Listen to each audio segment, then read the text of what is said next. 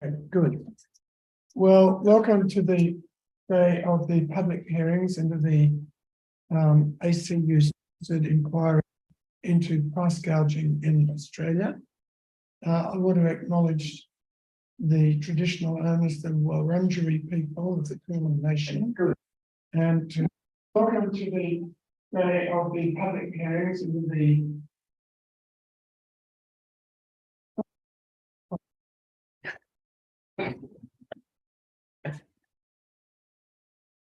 welcome to the first day of public hearings into price gouging. This inquiry initiated by the ACTU, and I'm chairing it. And I did so because I believe that price setting is a missing piece in the Australian story of inflation and cost of living impact on consumers.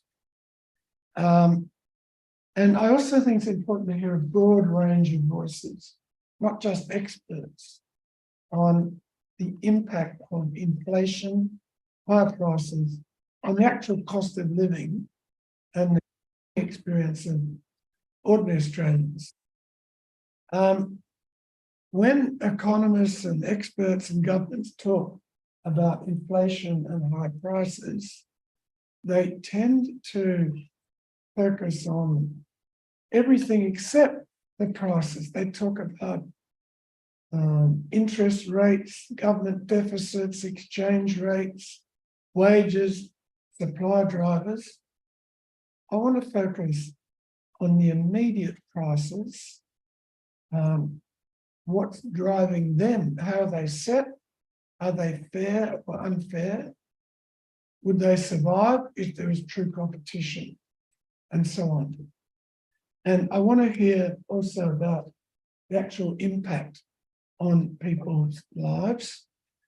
Already we've had 600 submissions without trying all that hard from consumers about how they feel about prices. And I know the ACTU and its members, they feel it. Wages are not growing fast. Prices have outstripped them by a lot. In the past, looking back many years, we used to say that inflation maybe was caused by excessive wage increases, and people had no hesitation in saying that. But if you say, well, it's not wages this time, isn't it prices themselves? You get a lot of resistance to that. So we want to look into that question and hear evidence of it, particularly because the profit share of national income has gone up. Australia's gone up globally, and profit margins appear to have gone up in Australia and globally. Now, also the community had a hard time during COVID, and it made sacrifices and cooperated with all the government policies, the lockdowns and things of that sort. And now we're coming out of it. Governments supported business very heavily during that time.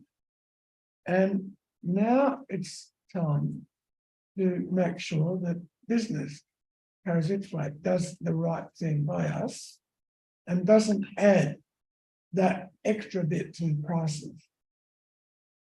Personally, I have been involved in price regulation since 1973. In other words, very recently. And I was on the old Prices Justification Tribunal in the 70s, Price Surveillance Authority, and so on. And the number one story you always hear about price rises is they are linked to costs.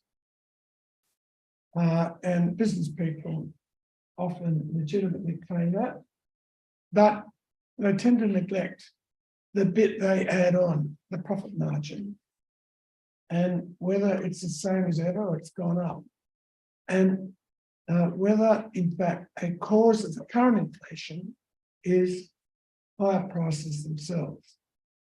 So we'll be looking at that and trying to probe as far as we can. We haven't got the powers of a government investigator. I can imagine we may be referring some industries and their prices in some companies to the government to see if they could get maybe the ACCC to investigate.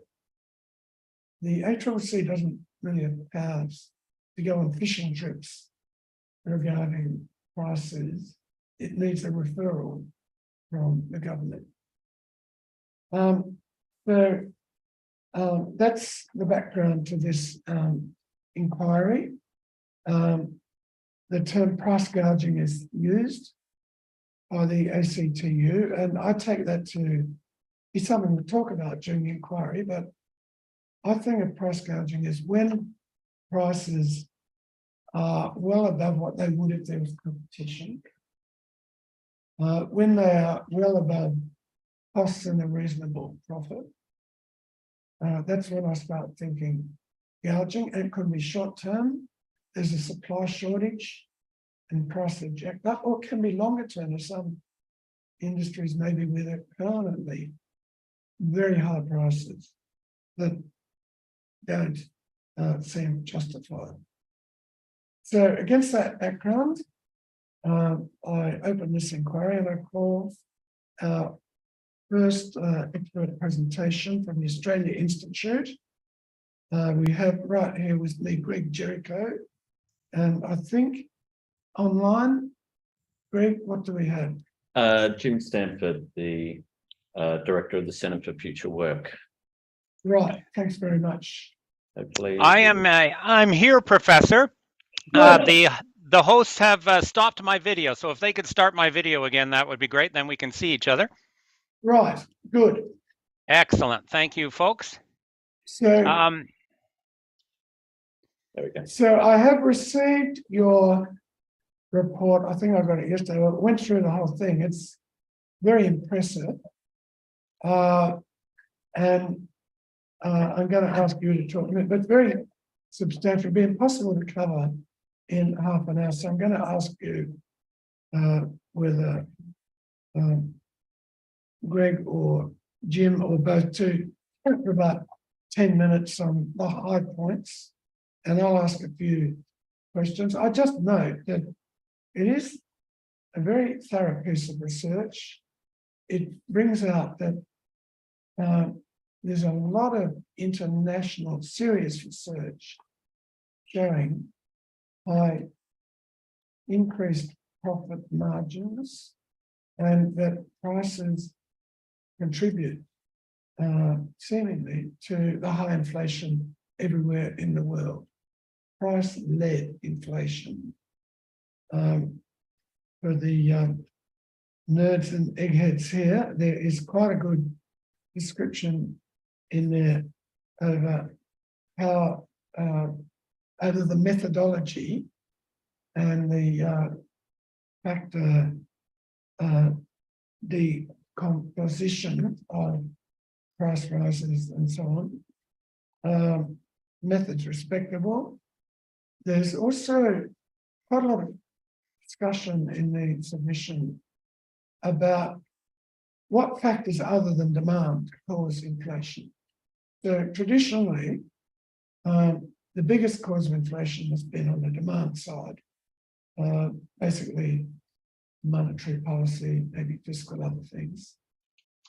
But it's obvious a lot of the recent inflation has been driven by the supply side, and internally maybe inflationary elements built in there. So, and excessive pricing.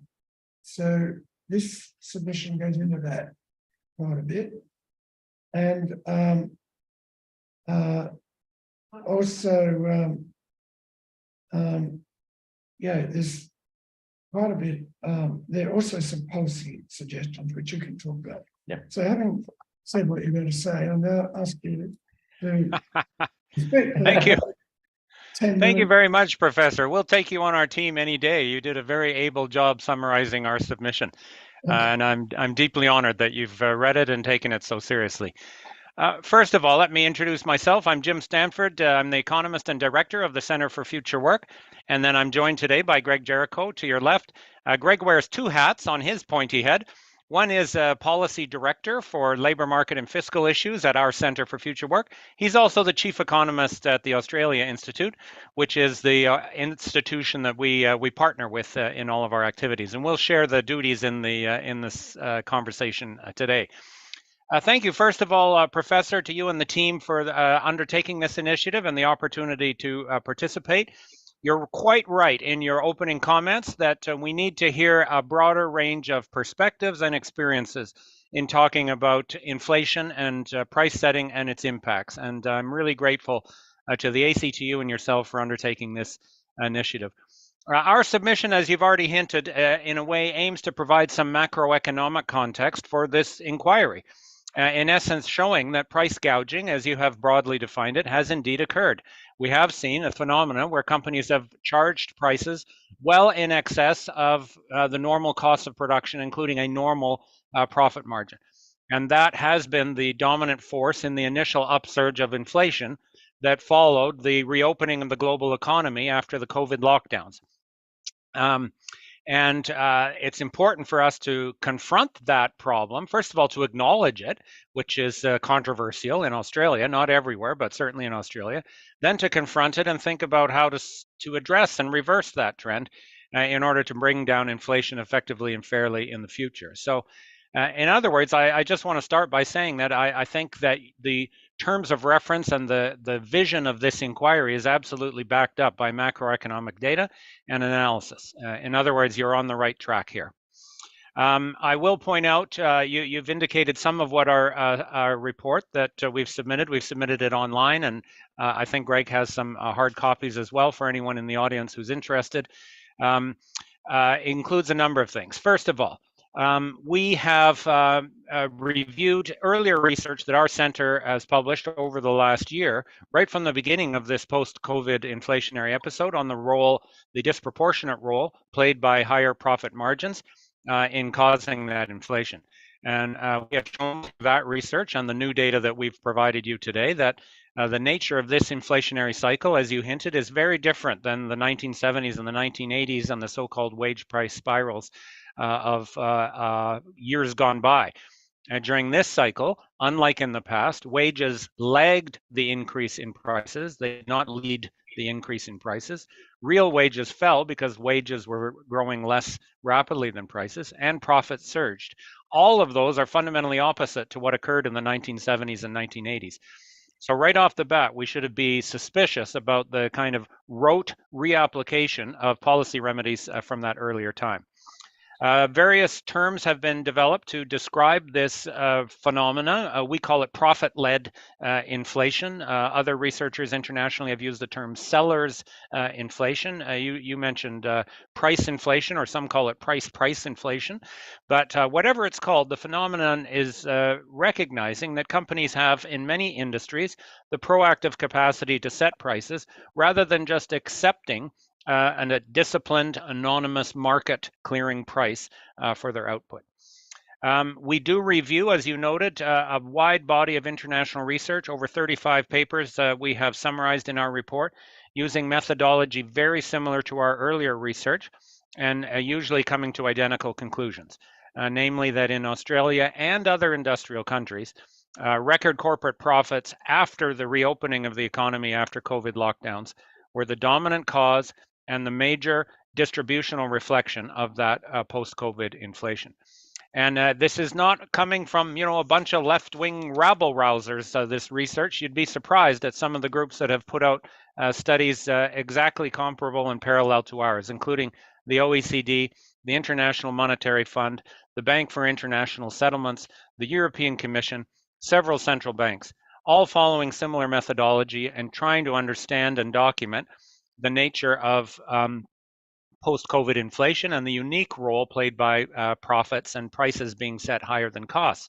And this is not purely just out of a blame game. It's not just to finger big business as the culprit here. This is very important for policy responses to inflation, because once we conclude that profit margins, widening profit margins, have been crucial in that initial surge of inflation, then we have to design policy measures accordingly. First of all, the traditional assumption on reducing so-called excess demand through higher interest rates and recreating sufficient cushion of unemployment in the labor market, that isn't addressing the true problems of this inflation. It might eventually bring down inflation, but at great cost to innocent victims. Secondly, there may be other ways that we can try to bring down inflation without imposing that contractionary and potentially recessionary medicine. That international evidence is quite clear. It also makes the important point that the composition of inflation will evolve as the episode unfolds. And in this regard, I refer you to some of the specific work by Isabella Weber and Evan Wasner. Isabella Weber, professor at University of Massachusetts in the United States, spoke recently on a webinar that we hosted, and her work's been very important in elucidating three specific stages of this profit-led inflation, or she calls it seller's inflation. An initial impulse stage where industries in systemically important sectors like energy, logistics, manufacturing, transportation took advantage of the supply chain disruptions, the shortages, the consumer desperation, and then the energy price shock following the invasion of Ukraine. Took advantage of all that chaos to push up prices well above costs. That was the initial impulse. Then there's a propagation and amplification stage where that impulse is felt throughout the overall input-output structure of the economy. The various other industries that purchase those products have differing responses to it. In some cases, for various reasons, those companies are able to fully pass on higher costs, and in some cases more than pass on higher costs, but in fact to lift their own profit margins in the course of that evolving inflation.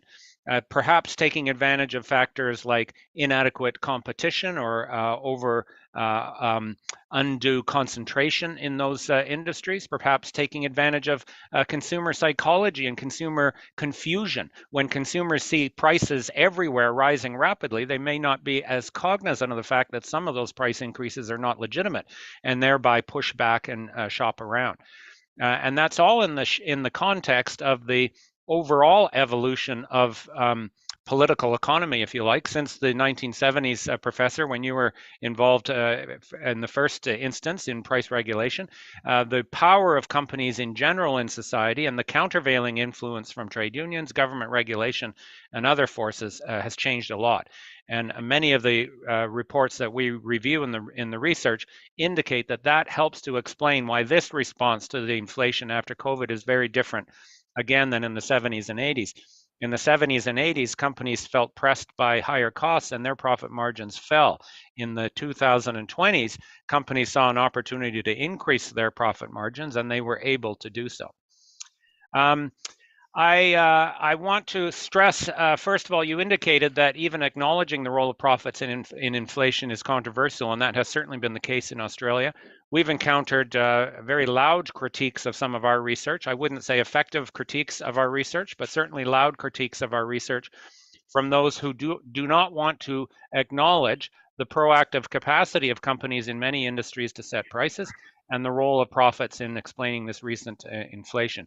And I will just note for the record in this inquiry, the report we've given you has a very detailed response to the two particular critiques that were made of us. One involved the use of the GDP deflator, which is a measure of inflation calculated from standard national accounts data, and we show that this is a legitimate and accepted methodology, and in fact has been used by most of those other 35 studies that we review in the paper. There's nothing unusual or misleading about it. You just have to understand what it is, what it measures, and appropriate ways to use it. Secondly, the claim that since much of the initial surge in inflation was concentrated in the mining and resource sector in Australia, that this is somehow irrelevant to the nature of domestic consumer price inflation in Australia. And in that case, again, we provide theoretical and empirical evidence refuting that. We're very confident with our results, with our identification of the role of profits in this inflation. I'd like to now turn the podium over to Greg, who's going to summarize some of the recent macroeconomic data that shows how that phenomenon of profit-led inflation has evolved in recent months. Okay, could I just chip in a couple of little questions, and you may have Certainly. to me. What, like, I've sort of read your thing, but I haven't looked, done in detail. Like, you use the GDP deflator, in other words, the price index for everything in the economy, not consumer price index. Does that make much difference? Yeah, that's a very important question, Professor. In the long run, it doesn't. We, in fact, show in this submission today that the GDP deflator and the consumer price index actually track each other quite closely over time. Both of them will reflect general inflationary cycles across the whole economy. The GDP deflator is actually a broader measure of economy-wide inflation. It includes the increases in prices in things like investment goods or government services and exports, and adjusts for the higher costs of imports. So in a way, it's a more complete measure of inflation. It also focuses on current production only, whereas the consumer price index will include other factors, including things like used cars or built housing, that are not part of the current production. The reason we use the GDP deflator, and most of the other 35 studies that we reviewed, is because the GDP deflator is derived from the consistent set of national income accounting data that first of all measures production in both real and nominal terms, but also perfectly disaggregates the income flows arising from production into the different factors of production. And for that reason, it is really the ideal tool for understanding the distributional consequences of inflation. Now, the consumer price index, of course, gets more attention in newspapers. It is also what the RBA targets in its monetary policy. The two measures of inflation are not independent. They influence each other quite a bit. The critique that was made of us on the GDP deflator in particular is that since it includes the impact of changing global commodity prices for the resource exports that Australians sell to other countries, then that's not necessarily relevant to the consumer prices paid here in Australia by Australians. And certainly the differences between the indexes are important. On the other hand, Australians are also major consumers of those same mineral products. They obviously, through our home gas purchases, our petrol purchases, purchases of electricity that also have risen. So there are clear links between rising resource prices reflected in the GDP deflator, also reflected in profits in the mining sector, and the consumer prices that are paid in Australia. And I think we make a strong argument in the submission to you today, showing that it's not reasonable to exclude mining profits from consideration of how inflation has evolved in Australia, given the leading role of those energy products directly and then indirectly through various other channels in the economy in fueling Australian inflation. Okay, thanks. Okay, over to you. Thank you, Professor. The recent period of rising inflation has actually been highly unusual, coming as it did after a period where Australia's core inflation for over a decade had not been above the Reserve Bank's target rate of 2 to 3%. And in fact, by the middle of 2021, had been under 2% for over 5 years. And perhaps unsurprisingly, there was a bit of a default response to rising inflation of a return to the 70s and a suggestion that it must be driven by demand factors. That means it needs to be limited by higher interest rates. We'd argue this is a fundamental misunderstanding of this inflationary period. It clearly can't be driven by wages because at all stages over the past 2 years, wages have grown on average by less than inflation, such that real wages now are 5.5%, 5.5% below where they were 2 years ago. In fact, in the 12 most recent figures to June this year, wages growth was just 3.6%, still well below the CPI of 6%, and far from accelerating, it had actually fallen from 3.7% growth in the 12 months to March. So the question becomes, if not wages, then what?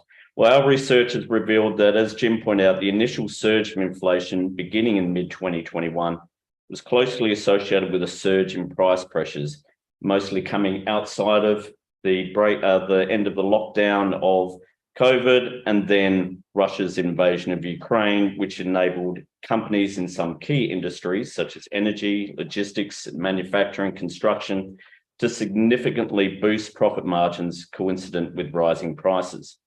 Our 2023 February paper, using the decomposition method in the national accounts, which Jim sort of has alluded to, concluded that since the end of 2019, that is, since the start of the pandemic, 69% of unit price increases over and above the midpoint of the Reserve Bank's inflation target of 2.5% were attributable to increased unit profit payments. Only 18% were attributable to higher than expected nominal unit labour costs.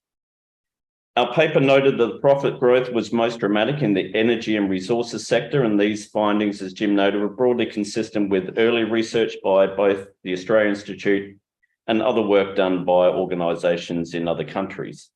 Our follow-up report in April this year confirmed the leading role played by profits in the energy and resources sector, but it also noted that it wasn't just this sector.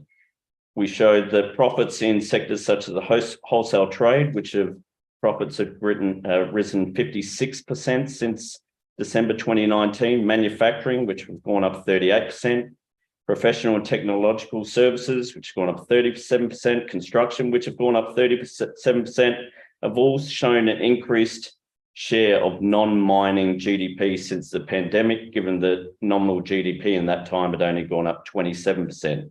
And in fact, none of these profit increases was all that different to the increase in mining profits over that same period of 48%. This confirmed that firms across these sectors have more than simply passed on higher input costs to consumers, they were actually amplifying the costs. Since our first report in February, the release of 2 more quarters of national accounts have allowed us to present some updated figures, which are in our paper released today.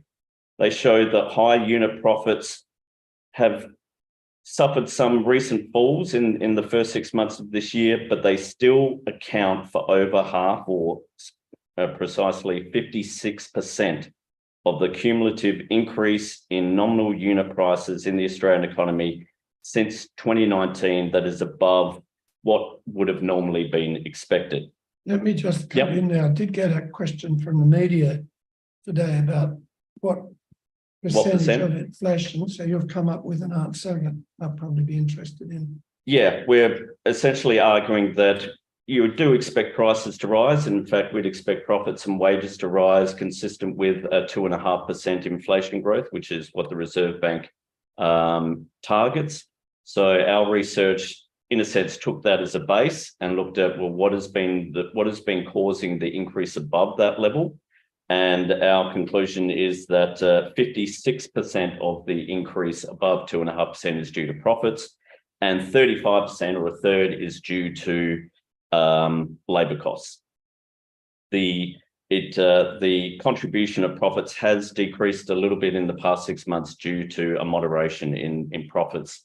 As Jim has pointed out, we're sort of now entering that extra phase where we've gone from that initial price input and increase, and now we are seeing, as expected, a moderation of that. There have been some suggestions, as Jim pointed out, by the Reserve Bank and others, that our research on the cause of inflation driven by profits should actually exclude mining profits.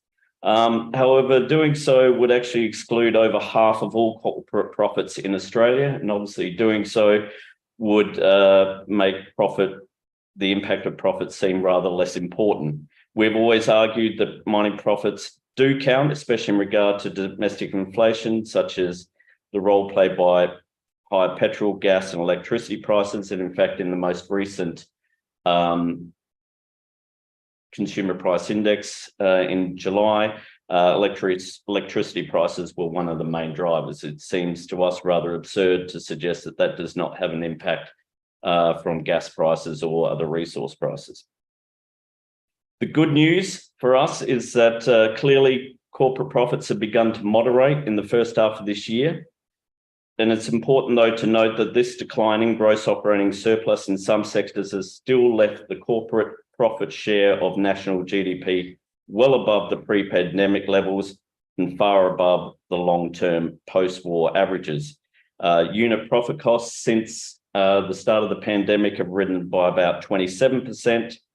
down from 37% at the end of last year, while unit labour costs have risen just 14%, which is actually slightly below the increase in consumer price index. So again, clearly, unit labour costs or wages have not been the main driver of inflation.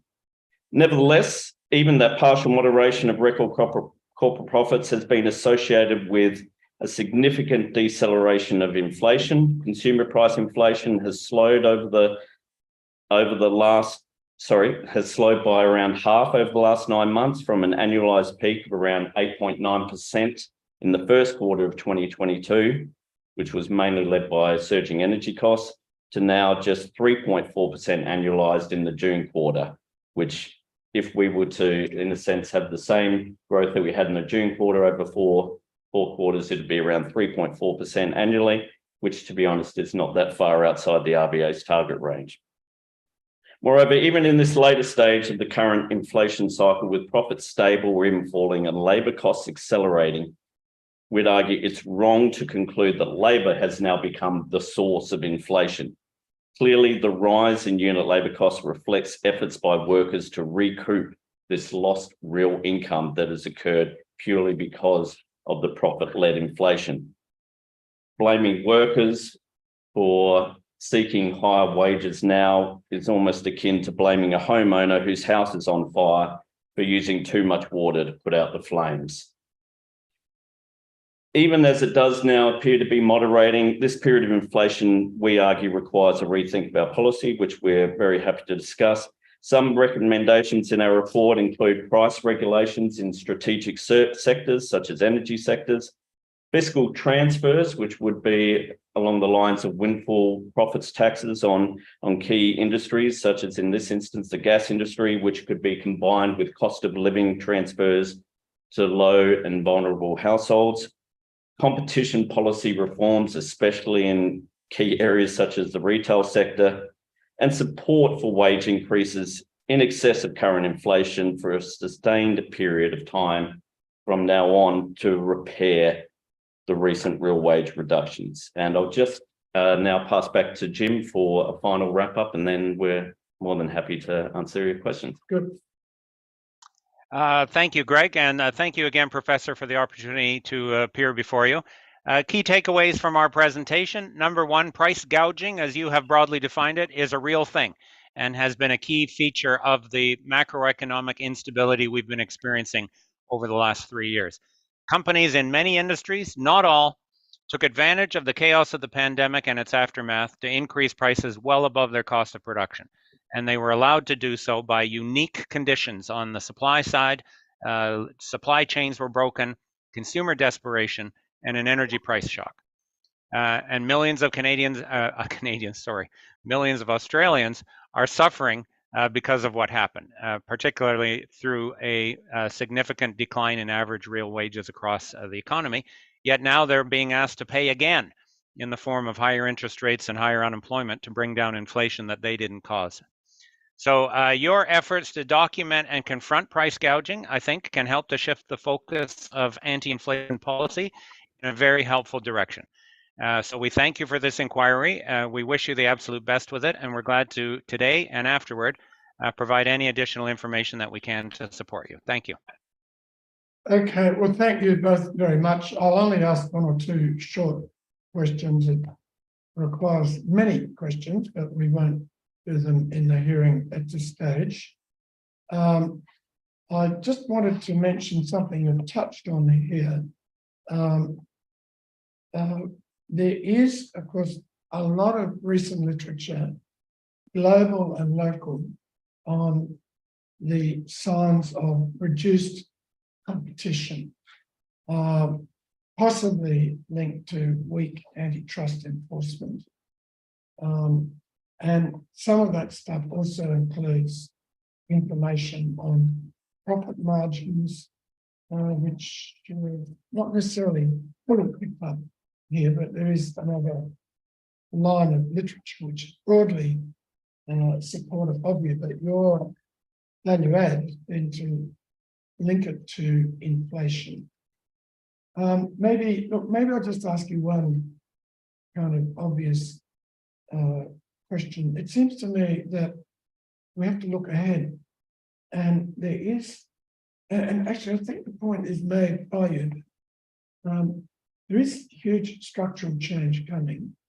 That includes, the transition, the energy transition, the rise of renewables, AI and other technological change, the shift to services, even care economy, and so on. It seems to me that often when these changes happen, there's kind of short-lived, not that short-lived, price exploitation, opportunities for when there are big supply changes, new supplies, new areas.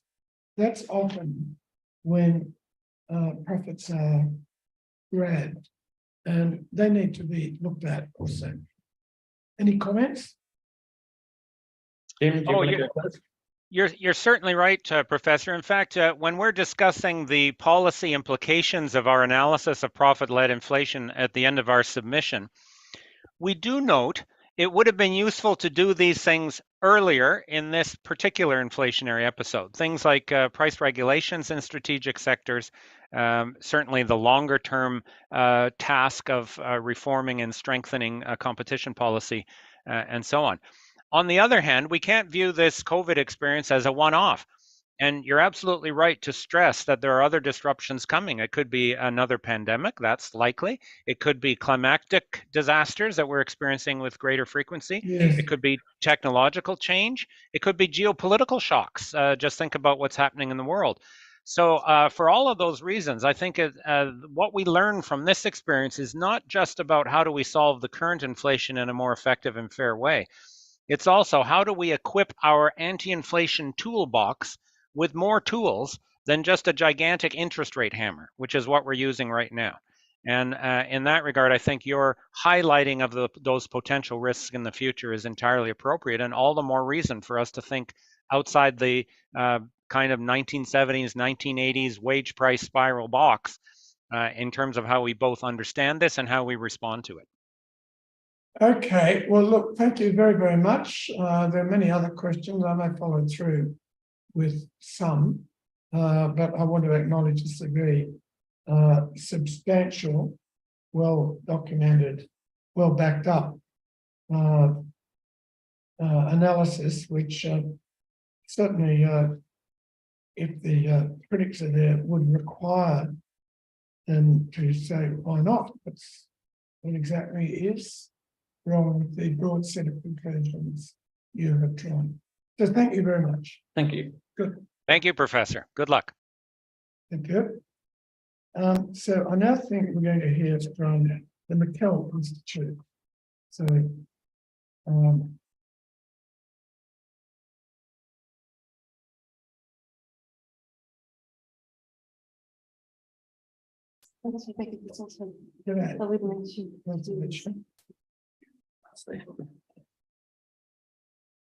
Actually did meet very briefly. We were on the same table at the Victorian budget lock-up a couple of months ago. oh yeah, Yes. right. Good. All right. Well, thank you for coming, Rebecca Thistleton from the McKell Institute, and we wanted to hear thoughts you had on price gouging and so on. So over to you. Sure. So firstly, just a little bit about us. We are a progressive research and policy think tank, and a lot of the work that we've done in the past, it stems from our very first report, which was largely based on the housing market and things that could be done to improve the cost of housing. We've also done a lot of work around supporting workers as well. So things like wage theft and the gig economy. And we continue to do a lot of work around housing affordability and also infrastructure delivery as well. And we also do a lot of work with unions too.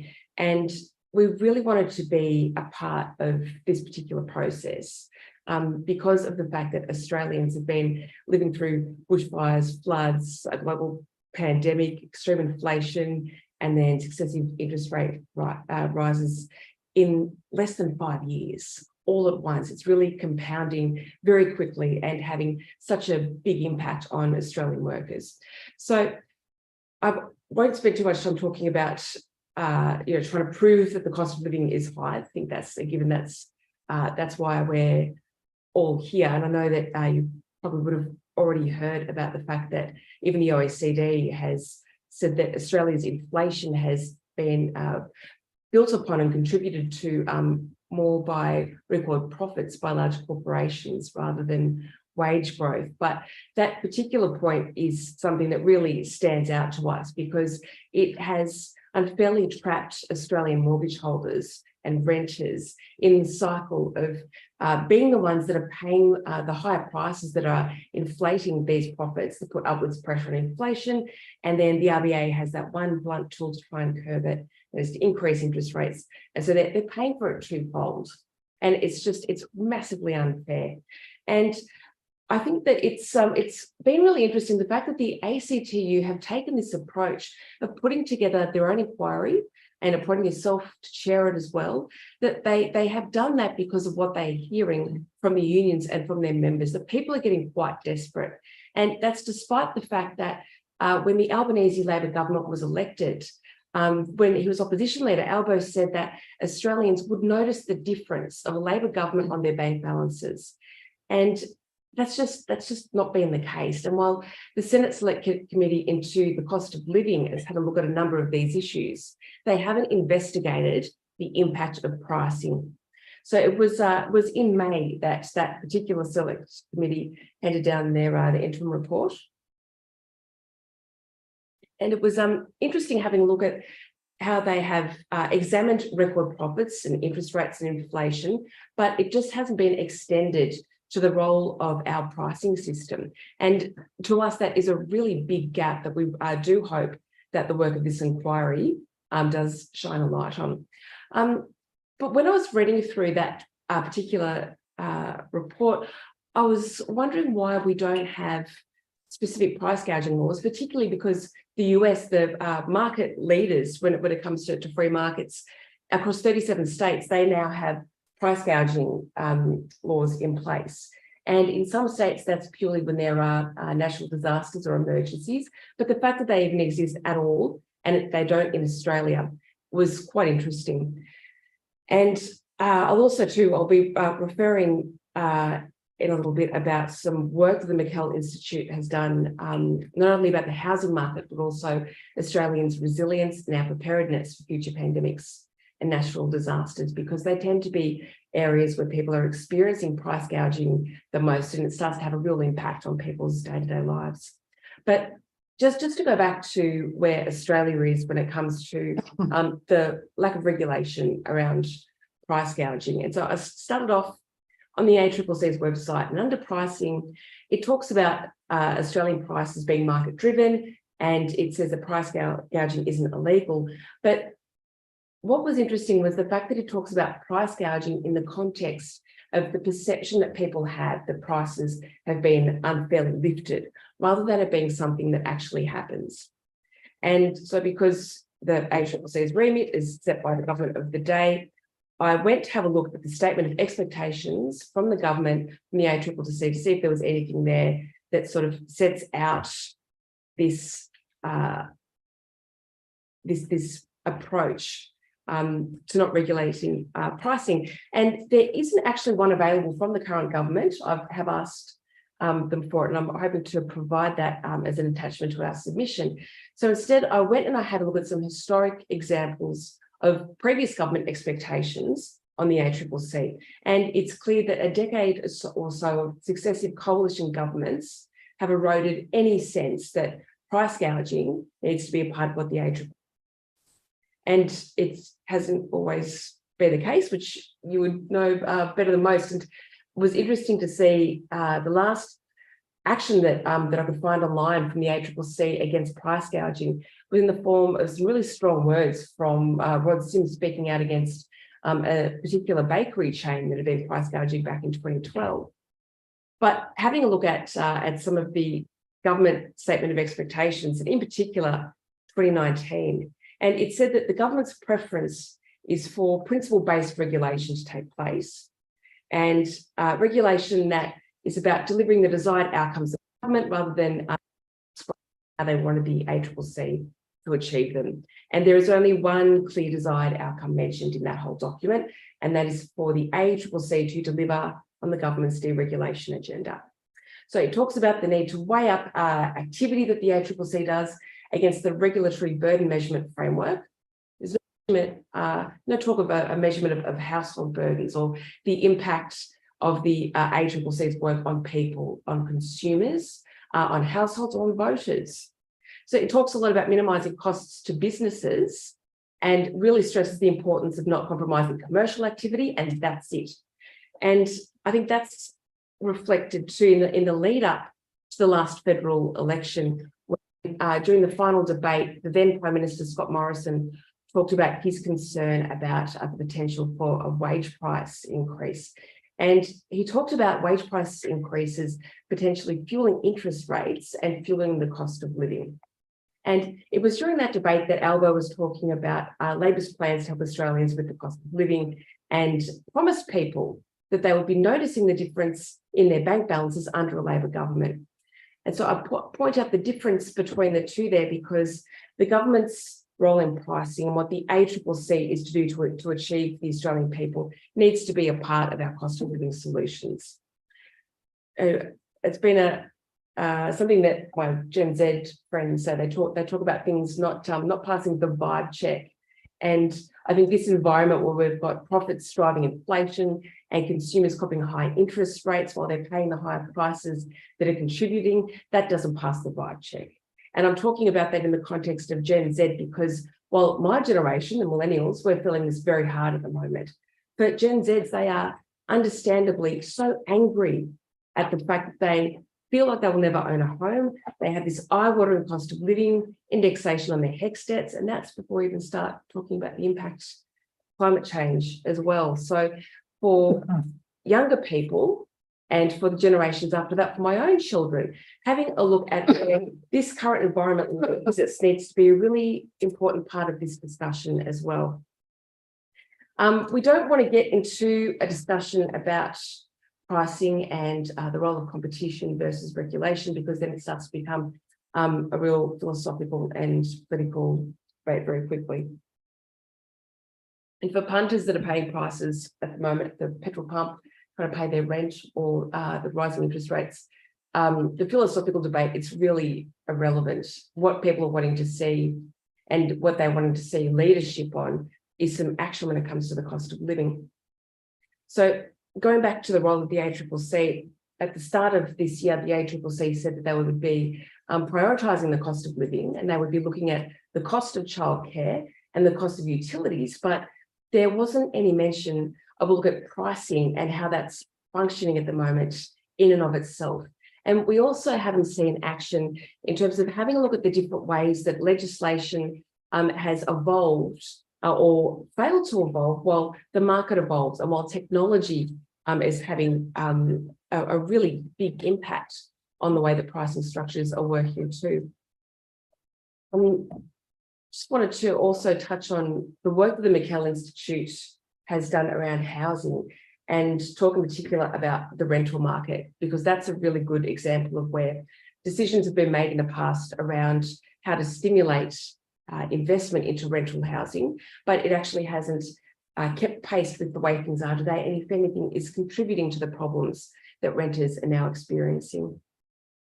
The fact that we have negative gearing, that came about because governments wanted to make sure that there were people wanting to invest in properties that were in areas that weren't necessarily known for their capital growth, so that we had more investment properties across regional areas and in a range of locations, that even if they weren't making profit for people, there was every incentive for people to be owning investment properties so that renters had enough properties to go for.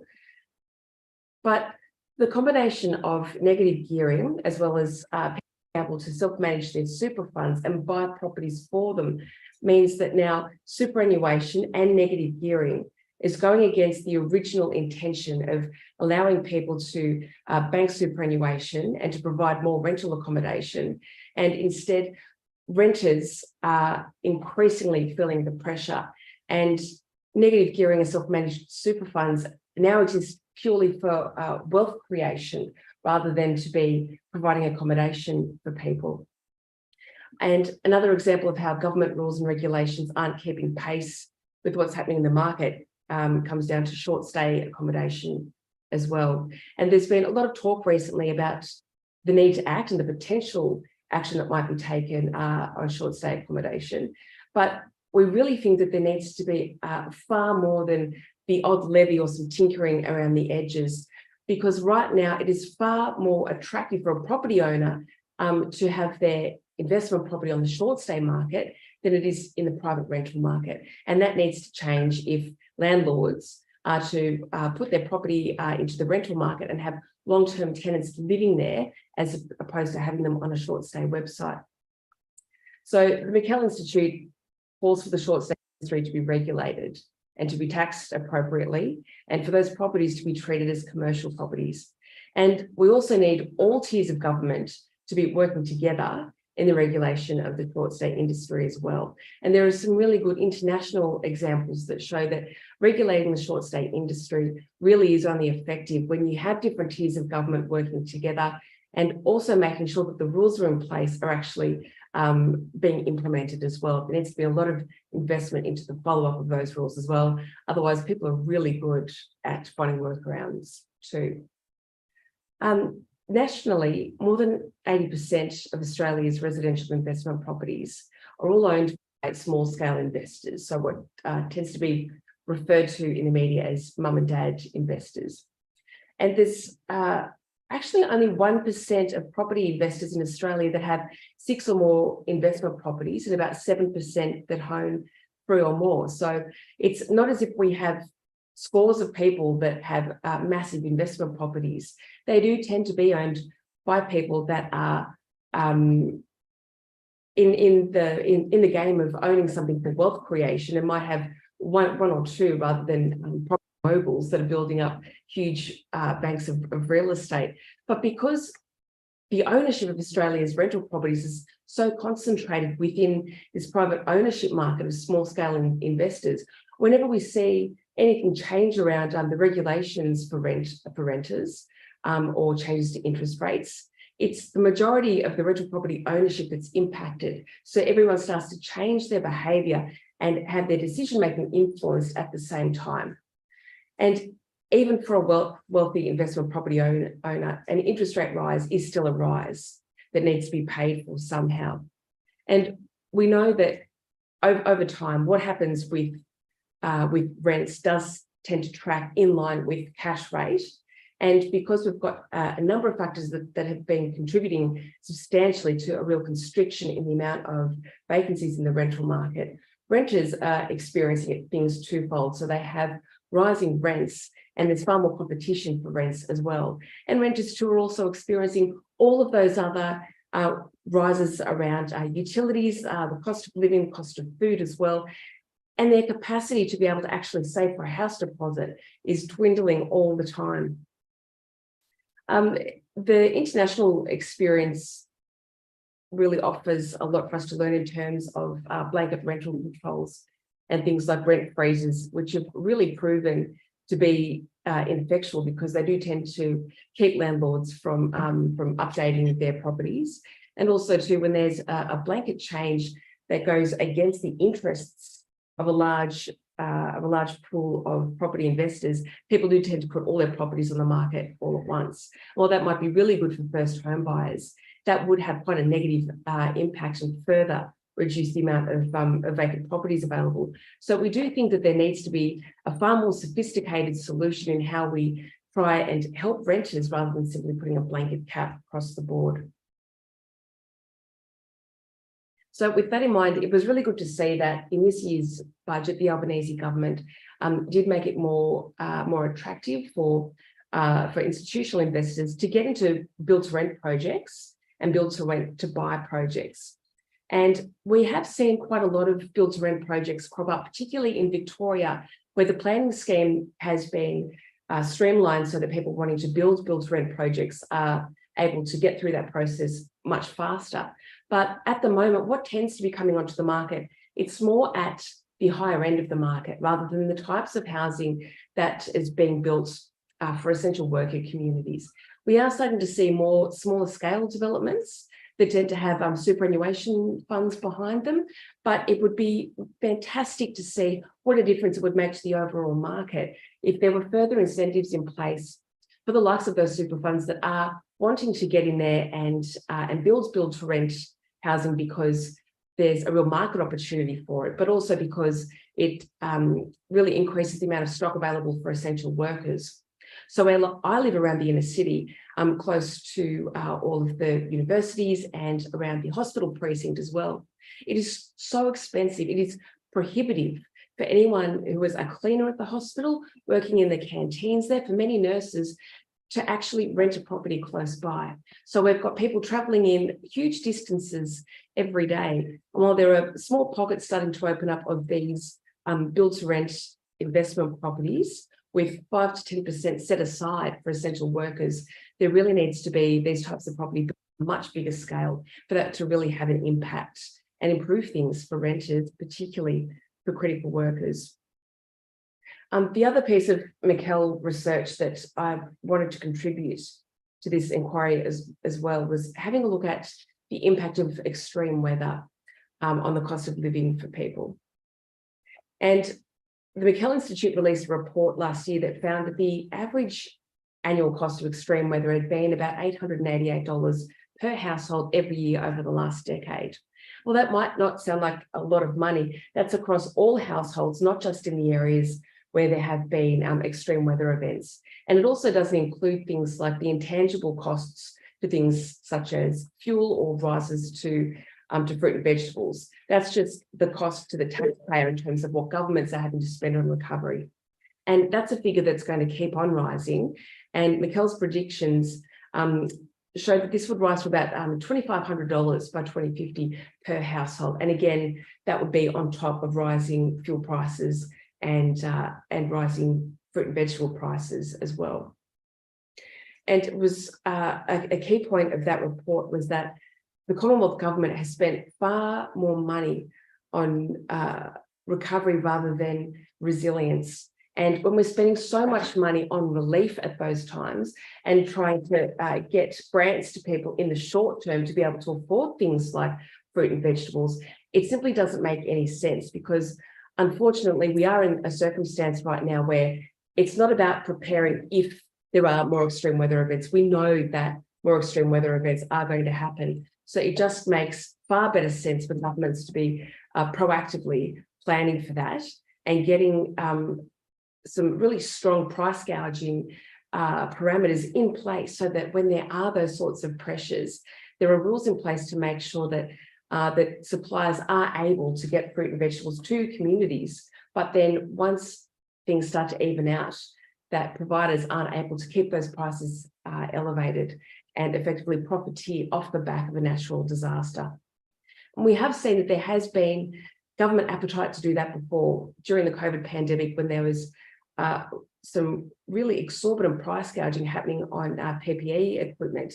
There were price gouging put in place quite quickly, but ideally it would have been much better if those parameters had already been put in place before the pandemic, not necessarily on PPE, but on any of the economy that is likely to come under inflated prices during a crisis. So a key recommendation from the Mikel Institute for that was that state and federal budgets have a look at disaster resilience as well as disaster recovery when it comes time to have a look at budgetary spending in terms of future-proofing against future disasters. And really, that's not just natural disasters. There's so much research that suggests that endemics and pandemics are going to be a big part of what we have to be preparing for in the future as well, which is quite horrifying after what everyone has experienced over the last couple of years. The final point that I wanted to mention was that while we're really feeling this cost of living increase around the inner cities, it is the regional and rural areas that suffer most during a time of crisis. Because when you already have decreased competition, the increased costs of getting fruit and vegetables transported to these areas mean that the prices become unmanageable for anyone. But on top of that, for many remote Indigenous communities, price gouging has just become a really unfortunate part of everyday life. And the National Indigenous Australians Agency has reported that people living in those remote communities are paying almost 40% more for supermarket supplies than people living in capital cities. And some of the examples that they've given include $12 for a box of cornflakes and $13 for a small jar of Vegemite. So when you've got the cost of buying a single food item in an Indigenous community making hotel minibar prices look reasonable, which I know is quite a flippant comparison, but it really highlights the fact that this is grossly unfair. And in such a privileged and wealthy country, it's absolutely disgraceful. Across all of Australia right now, we've got this huge divide that's growing between the haves and the have-nots. But the fact that it's becoming so marked in our Indigenous communities is really something that people really need to be paying attention to. And the McKell Institute is firmly in favour of an Indigenous voice to Parliament. And we see this as one of those really key examples of how an Indigenous voice could help make sure that when governments are making decisions, that the voice of the people that are paying $12 for a box of cornflakes is really included. I just wanted to finish off by saying that the ACTU and their efforts to encourage a crackdown on price gouging is something that has drawn the full support of the McKell Institute.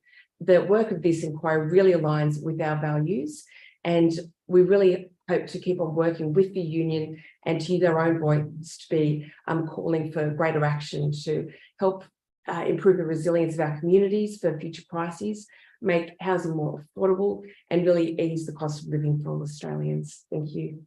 Well, thank you very much, and thank you, McKell, for participating in this, and you're going to give us a little submission that sounds like. And I won't, having regard to the time, I won't go into too many questions. I would just encourage you to do that bit of work about the government's expectation versus surveillance. I'm really interested in what the directives have been since 1996, not particularly picking on the coalition, but I think the expectation for water down and possibly the price surveillance legislation at some point in the late 1900s, I think. There's been less use of it, that's for sure. And that would be something of interest to us. On the Indigenous, of course, I'm interested. And whether it's the big supermarkets, because their general comment is they have national prices that they don't deviate from. If they do, I'm very interested to know that, or whether it is other suppliers or something like that. On the PPE, I didn't know, was there a law restricting profiteering or something?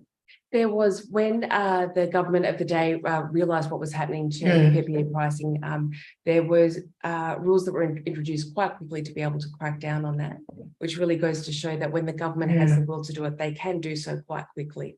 If you had that, I'm quite interested to know that. I vaguely didn't really recall it, and whether it was retail.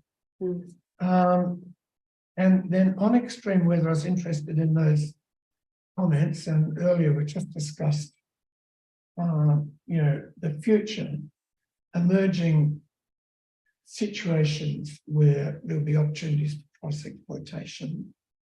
And I'm interested in your $880 odd number to see that, if that's in the submission, that's good.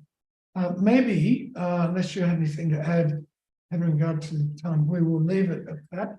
Thank you very much. I've listened with interest and look forward to your information. Thank you so much. Okay, thank you very much. We'll now take a very short break and get going quite soon after that. Thank you. Thanks for Good to see you.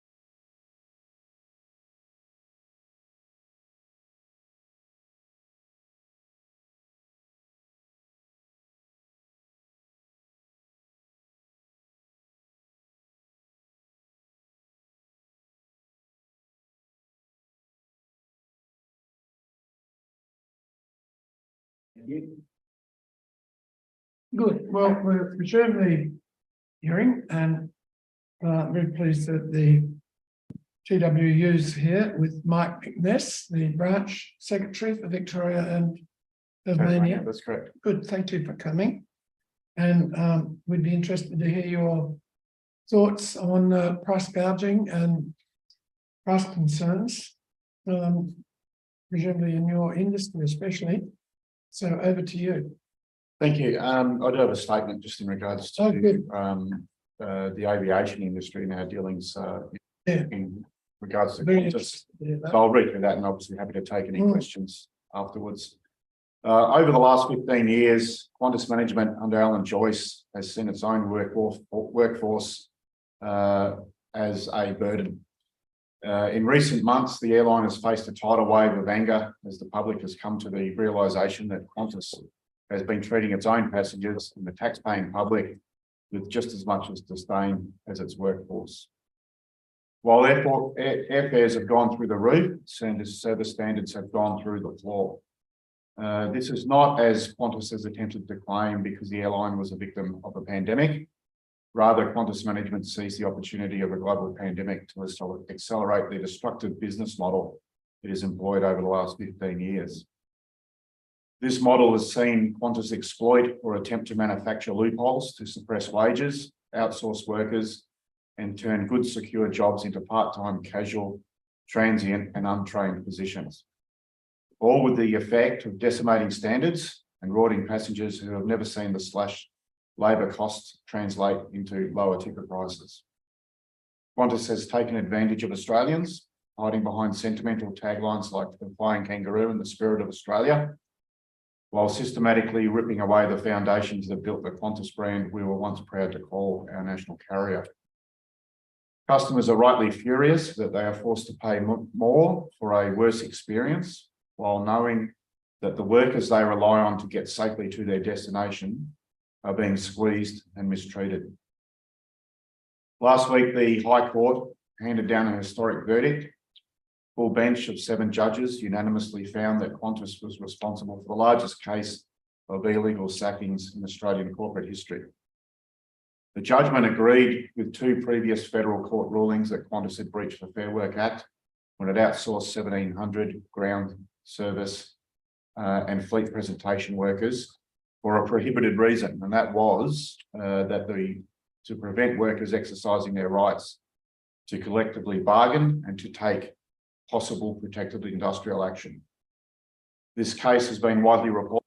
I won't go into any further detail in regards to that. I'm happy to answer any questions in regards to the outsourcing or associated litigation. This illegal decision has sent shockwaves throughout the nation and resonated around the world. It may well be the most severe action taken by Qantas against its workers, although there was a grounding of the entire fleet in 2011 that certainly comes close. This unanimous High Court finding is one piece of a much larger puzzle. Turfing out loyal and experienced workers and replacing them with lower paid, insecure jobs has been the name of the game at Qantas since Alan Joyce took the helm. In 2004, while Joyce was CEO of Jetstar, the airline set up a subsidiary, Express Ground Handling, to employ workers on a lower rate of pay and less conditions for ground handling on Jetstar aircraft than the existing staff were on.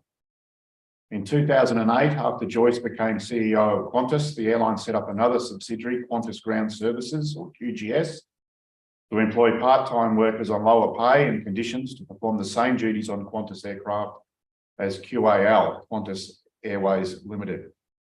Despite a pretense that QGS was created to plug gaps, Qantas later vowed never to hire another worker under the superior QAL enterprise agreement, and they didn't. In 2011, QAL workers, understandably nervous about their jobs, pursued protected industrial action to fight for job security provisions in their agreement, and Alan Joyce grounded the entire fleet, leaving passengers stranded all over the world. Around 2015, Qantas outsourced ground handling work at some of its smaller regional ports to a company called Swissport, which was the provider with a very poor safety record. In 2020, as we all know, Qantas outsourced the remaining 90% of its ground handling and fleet presentation workers, now found by 11 federal and High Court judges to have been unlawful. Illegally outsourced ground handling and fleet presentation work for Qantas and Jetstar across Australia is now performed predominantly by part-time or casual workers and under 8 different labour providers, all with different pay and conditions. Hence, the outsourcing, safety and service standards have plummeted. Complaints against the airline grew 70% in 2022. For months, Qantas has become the worst performing airline in Australia, and it slipped in worldwide rankings. It was awarded the Shonky Award by Choice magazine. ABC Four Corners program did a deep dive into Qantas and spoke to current workers who said garbage bags were put up in the windows so no one could see the state of the baggage room. Last year, we, the TWU, revealed a dossier of safety incidents at Swissport, which picked up the majority of the outsourced jobs. Some of these incidents loaded onto baggage carousels, passenger stairs removed while plane doors were open, cargo doors left open with the plane ready for takeoff, and dangerous goods loaded without the pilot's knowledge. Collisions with refueling hoses and injured staff who continued to work. At another of the outsourced companies, I was sent to workers about the amount of vehicle collisions that had occurred, and the memo banned the term under the pump. None of this is the fault of workers. It is all down to the pay and conditions dictated now by Qantas through cut price contracts. And ground handling is just one section of Qantas that has been subjected to this aggressive business model. Qantas is now splintered into its workforce across 38 different entities. This includes 17 lower paying subsidiaries and 21 external companies. A flight can have 6 different cabin crew workers on that plane, servicing that plane, each employed by a different entity and on different terms and conditions. At a recent parliamentary briefing, Qantas, when asked, Qantas workers, when asked whether they feel safe at work, said it's not a matter of if, but a matter of time. When they were asked the level of safety incident that could occur while they were flying, the response was any incident could be catastrophic. Airfares at Qantas have jumped 32% since pre-COVID levels. Paying a third more for a ticket wouldn't be justified even if service standards had improved. When safety and service have nosedived, workers have been illegally outsourced, wages of those that remain have been slashed. Passengers should not be seeing increases in ticket prices. These prices should be halved. A record $2.5 billion profit leaves a bitter taste in the mouth of all and brings a tear to the eye when we reflect on what was once our proud national carrier. Now Qantas awaits the decision of the first ever prosecution from the New South Wales safety regulator over the standing down of a health and safety representative, Theo Zirometitis, for advising workers of their rights during the pandemic. The airline faces record penalties of $600 million sought by the ACCC for selling cancelled flights and a class action from furious customers who say they were misled and denied refunds.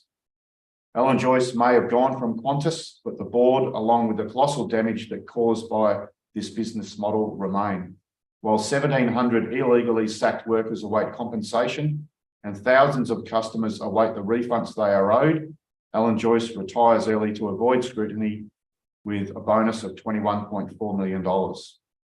We all want to see Qantas get back to the airline we knew and loved, but that will require a radical shift in the culture of the airline and the federal government passing legislation to close the loopholes exploited by Joyce, Chairman Richard Goyder, and their management team.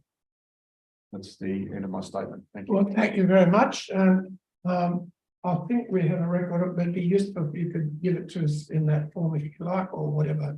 I can provide that. Yep. Good on you. Thank you. I had one sort of question, which in a way you've answered, but nevertheless, I'll just put it to you. You've detailed various cost savings they've made. Are there any signs that have been reflected in prices or passed on? Not that we're aware of. I've mentioned that prices have increased anything up to 32% since pre-COVID levels. Yeah. So absolutely not aware of any reductions. I haven't heard any claims by them they've passed it on either. I haven't followed it that closely. I can't think of any kind of claims they've made in speeches or that have been cutting wage costs and passing it on to consumers. I think it's probably more reflected in the bottom line. Have you anything? I mean, you've also commented on the prices. We're especially interested in that. You've mentioned the 32%. I mean, I know everyone knows they've gone up a lot. Anything more to say on that, or can we may come back to you and get a couple of bits of info? Oh, absolutely. I'm certainly available. I could probably make a couple of points of perhaps of what we'd like to see happen at Qantas and aviation in general. Yeah. We'd like to see a total reset. I've mentioned the chairman and the board and the obligations that they may have moving forward. They've presided over a lot of the activity and the decision making, the illegal contact, the rorting of passengers, taxpayers, the decisions and so forth. They've presided over decisions not to pass benefits on to the consumer. I understand there might be some activity and perhaps this should be their final act to claw back perhaps some of the bonuses that they're proposing to pay out. We think there needs to be an ideological a do-over, I suppose, at Qantas.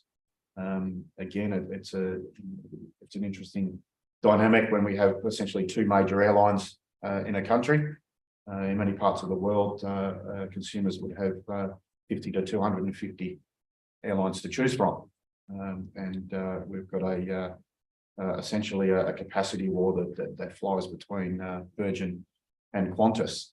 I would also like to add that there is an opportunity with the closing the loophole bill that's before Parliament at the moment that could close some of these labour hire loopholes and prevent this kind of outsourcing, illegal outsourcing as took place under Qantas happening again.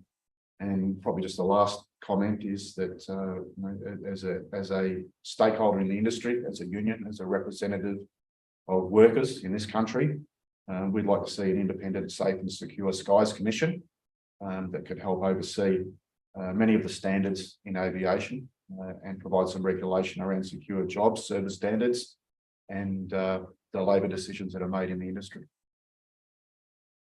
And with just on again the I guess the consumer end of it, besides prices, and you've mentioned service and some info on service, and then maybe interest, maybe ACTU may follow up a little bit on information about the service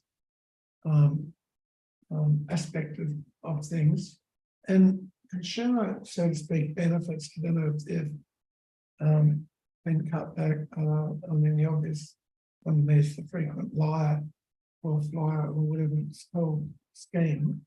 I mean, we see, these things cancelled flights, held on to credit for a long time.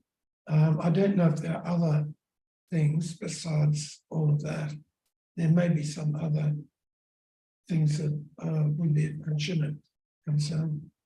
Absolutely. When you look at the credits that are owed, they should be paid back immediately. I mean, there's millions and millions of dollars outstanding listed as credit to consumers. I understand there may have been a move in regards to the deadline for consumers to use them. But probably more importantly, and just as directly relevant, is the service and safety that's provided to consumers. What we have seen since this extensive outsourcing took place under the previous CEO, Alan Joyce, was a very loyal and experienced, well-trained workforce moved on. That's been replaced by a highly transient, casual, part-time workforce, very little training, extremely high turnover during the last couple of years, and there's a direct impact on consumers and passengers. We've all seen the images that appear on our television screens on a daily basis, certainly during peak holiday periods and so forth. Luggage being lost. I mentioned a number of incidences that have happened almost on a weekly basis in regards to incidences on the tarmac. If we don't have the appropriate staffing levels, if we don't have the appropriate experience and training and commitment to the work by staff in aviation, then the people that suffer directly, not only them, but also the passengers, also the consumers. The level of product goes down, prices seem to be going up, and safety is certainly at risk. So, there's absolutely a direct relationship between the quality of labour and the quality of product in aviation. Yeah, well, that's very useful. You will, I don't know if you're aware that at the annual general meeting there provisions for, you probably don't have shares, but shareholders to vote on the remuneration report. We're absolutely well aware of the timing of the general meeting and what it takes to be in the room. I was the inventor of the two strikes rule. You get two negatives on room and the board has a vote on the spill. Yep, anyway, that's not for this inquiry. Well, look, thank you very much. I think that makes your important points. Note them with concern, and thank you for the contribution. Possible we'll come back to you on some details. No worries, I can be Great. contacted directly. Happy to Thank be you. here. Thank you. See you. So we now have an adjournment until approximately 10. You're optimistic, 1.5 p.m.